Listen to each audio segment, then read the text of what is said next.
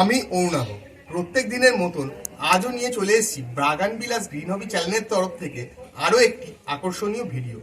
বন্ধুরা, আজকের ভিডিওতে আমরা দেখব যে শীতের পর অর্থাৎ গরমকালের অন্যতম প্রিয় ফুল সকলের বেলি ফুল, জুঁই ফুল।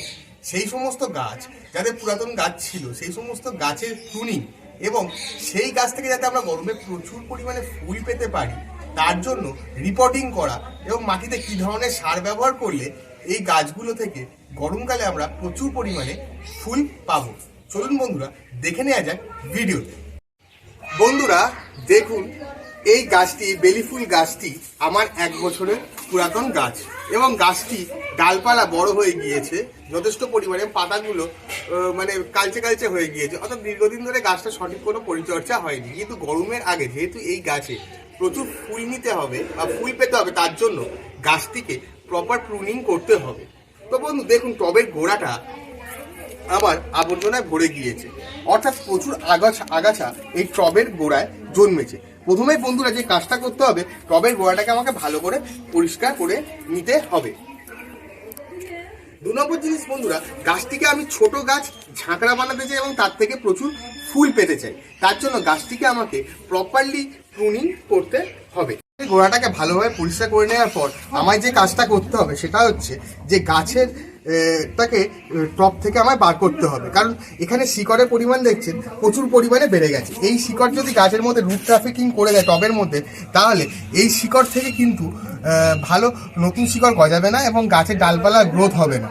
তাই বন্ধুরা প্রথমে গাছের চারিদিক থেকে, টবের চারিদিক থেকে ভালো করে খুঁড়ে নিতে হবে। টবের চারিদিক থেকে ভালো করে খুঁড়ে নেওয়ার পর বন্ধুরা গাছটিকে এইভাবে উল্টে একটা পেছনে ঝাঁকা দিতে হবে। দিলেই দেখুন বন্ধুরা গাছটি কিন্তু আমার টব থেকে ধীরে ধীরে বেরিয়ে এলো। এবার দেখুন বন্ধুরা, রুট ট্রাফিকিং বলতে কি বোঝানো হয়। এই রুট ট্রাফিকিং দেখুন, রুট কিন্তু চারিদিকে একদম নেটের মতন ঘিরে ফেলেছে, অর্থাৎ এর কিন্তু রুটের আর গ্রোথ করার মতন টবের মধ্যে জায়গা নেই।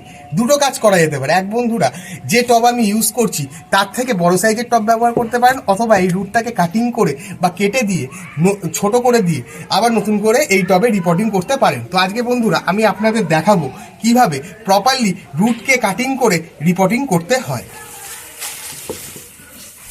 এবার বন্ধুরা আমি যে কাজটা করব, একটা এরকম ছুরি নিয়ে নেবো, নিয়ে রুটগুলোকে চারিদিক থেকে সুন্দর করে কেটে দেবো। দেখুন বন্ধুরা, হালকা চাপ দিলে কিন্তু রুটগুলো কেটে যাচ্ছে। এইভাবে ঘুরিয়ে ঘুরিয়ে ঘুরিয়ে ঘুরিয়ে বন্ধুরা রুটগুলোকে চারিদিক থেকে এইভাবে প্রুনিং করে দিতে হবে। তো রুটের প্রুনিং হয়ে যাচ্ছে বন্ধুরা। এতে কি হবে বন্ধুরা, নতুন মূল বা রুট গজাতে পারবে, গাছের নতুন শিকড় গজাতে পারবে।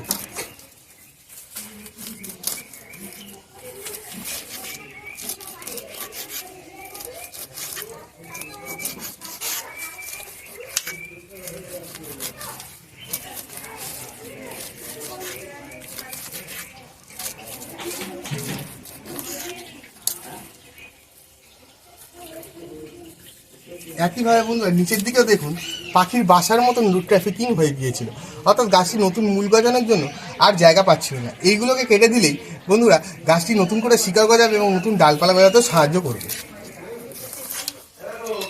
দেখুন বন্ধুরা, এত পরিমাণে রুট কিন্তু এই ছোট্ট টবের মধ্যে হয়ে গিয়েছিল। আমি কি করলাম, এই রুটগুলোকে সব কাটিং করে দিলাম, দিয়ে রুটগুলোকে সাইড করে ফেলে দিলাম। এবার বন্ধুরা এর থেকে যে মাটিটা পেলাম, সেই মাটিটাকে আপনারা চাইলে এই মাটিটাকে চেঞ্জও করে দিতে পারেন, কেন এই মাটির মধ্যে আর সেরকম খাবার নেই বললেই চলে। কিন্তু আমি এই মাটিটাকে চেঞ্জ না করে এই মাটির সাথেই আমি কি করব বন্ধুরা, 1 মুঠো পরিমাণে গোবর সার মিশিয়ে নেব, কিছু পরিমাণ নতুন মাটি মিশিয়ে নেব, নিয়ে গোবর সার আর এর মিশ্রণটিকে ভালোভাবে হাতে করে করে ঝুড়ো ঝুড়ো করে মিশিয়ে মাটিটাকে রেডি করে নেব। আর বন্ধুরা যেহেতু গরমকালে এই গাছ অত্যাধিক পরিমাণে জল টানে, তাই কিছু পরিমাণ কোকোপিট আমি এই মাটির মধ্যে মিশিয়ে মাটির মিশ্রণটিকে তৈরি করে নেব। এতে মাটিতে জল ধারণের ক্ষমতা বেড়ে যায় বন্ধুরা। কোকোপিট থাকলে মাটিতে জল ধারণের ক্ষমতা বেড়ে যায়। এবার বন্ধুরা টপটিকে মোটামুটি ভালোভাবে পরিষ্কার করে নেব। নেয়ার পর আমি যে কাজটি করব বন্ধুরা, সেটা হচ্ছে গাছটির তলায় 1 ইঞ্চি মতন মাটি আগে বেশ তৈরি করে নেব।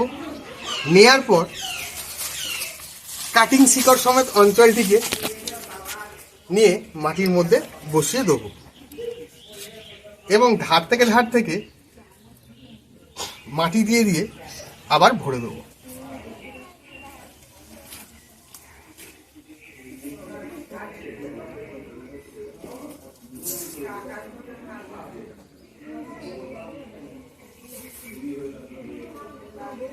প্রত্যেক বছর বন্ধুরা এইভাবে রিপোর্টিং করলে কিন্তু নতুন টব ব্যবহার না করেই কেবলমাত্র গাছের মূল কেটে নতুন শিকড় গজিয়ে গাছ থেকে প্রচুর পরিমাণে ফুল পাওয়া যেতে পারে।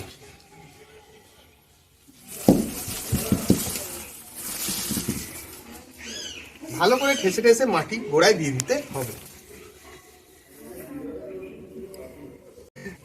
গাছটি যখন টবে বসানো সম্পন্ন হয়ে যাবে, আমরা গাছের গোড়ায় একটা অমূল্য তরল দেবো, যাতে সহজে গাছটি শিকড় ছাড়তে পারে এবং গাছের গোড়ায় ফাঙ্গাস না লেগে যায়। তার জন্য বন্ধুরা আমি আইবেক্সের একটা ফাঙ্গাসাল পাউডার নিয়ে নিয়েছি, ফাঙ্গাস পাউডার নিয়ে নিয়েছি, আর নিয়ে নিয়েছি বন্ধুরা রুটিং হরমোন, অর্থাৎ নতুন শিকড় বেরোতে গাছটিকে সাহায্য করবে।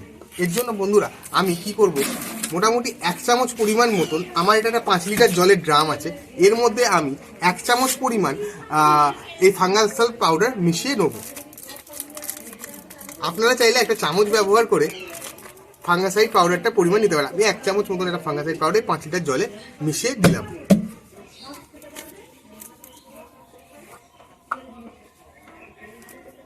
আর বন্ধুরা হাফ চামচের থেকেও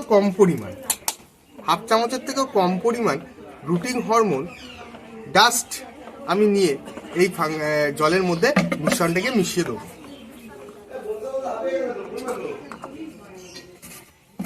এবার বন্ধুরা আমি যে কাজটি করব, জলটিকে ভালো করে ঝাঁকিয়ে মিশ্রণটিকে ভালো করে তৈরি করে নেব।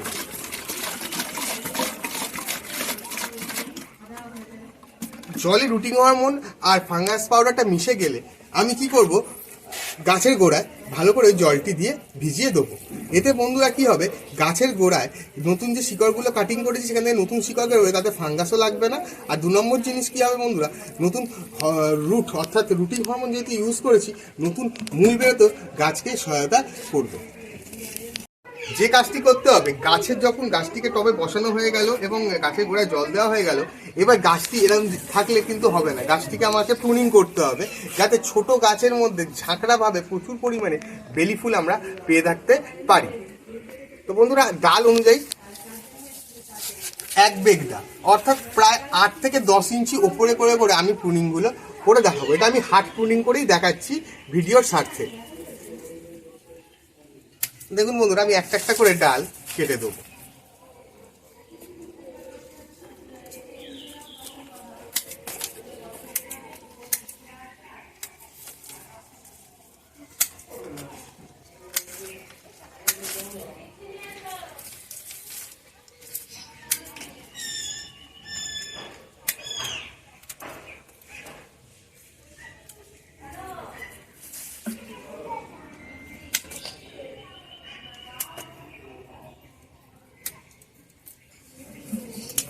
দেখুন বন্ধুরা বেলি ফুল গাছে কিন্তু প্রুনিংটা আমার সম্পূর্ণ হয়ে গিয়েছে।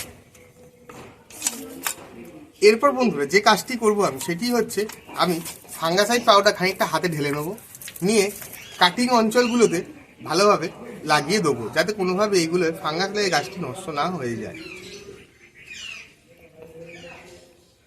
যদি বন্ধুরা আপনার কাছে ফাঙ্গাসাইড পাউডার না থাকে, সেক্ষেত্রে আপনারা ইউজ করতে পারেন বাড়িতে ঘরে ব্যবহৃত হলুদ। তো বন্ধুরা দেখুন এইভাবে একটা বেলি ফুল গাছকে আমরা এই ফেব্রুয়ারি স্টার্টিংয়ে গাছটিকে প্রুনিং করতে পারি।